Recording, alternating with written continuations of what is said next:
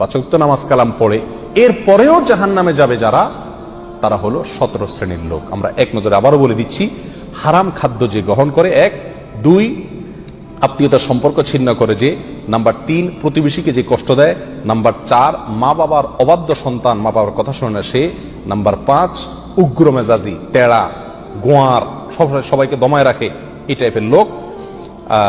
Number 6 অধীনস্থদেরকে, প্রজাদেরকে, যে সমস্ত শাসকেরা, যে সমস্ত রাজারা, যে সমস্ত রাষ্ট্রপ্রধানেরা, সরকার প্রধানেরা বা যে যে লেভেলে আছে সে তার প্রজাদেরকে ধোঁকা দেয় যে তারা।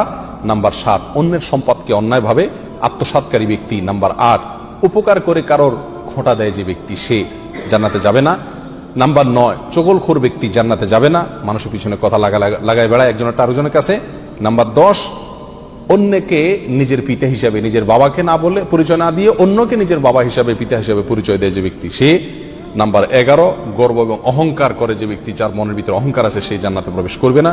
নাম্বার 12 রাসূলুল্লাহ সাল্লাল্লাহু আলাইহি সাল্লামকে যে ব্যক্তি ফলো করে না, তার নির্দেশকে মান্য করে না, সেই ব্যক্তি। নাম্বার 13 অকারণে তালাক কামনা করে, তালাক চায় যে মহিলা, সেই মহিলা। নাম্বার 14 দুনিয়াবী উদ্দেশ্যে যারা এলেম শিখে, কোরআন হাদিস শিখে, এলেম অর্জন করে, আলেম হয় দুনিয়াবী উদ্দেশ্যে, দুনিয়ার কোনো ধান্দায়, আল্লাহকে খুশি করা ছাড়া অন্য কোনো ধান্দায়, তারা।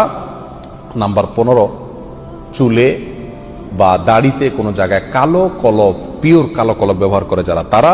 এবং নাম্বার 16 যে কোনো ভালো কাজ করে সেখানে মানুষকে দেখানো, এটা ফলাও করা, প্রচার করা, এই উদ্দেশ্য থাকে যাদের, তারা।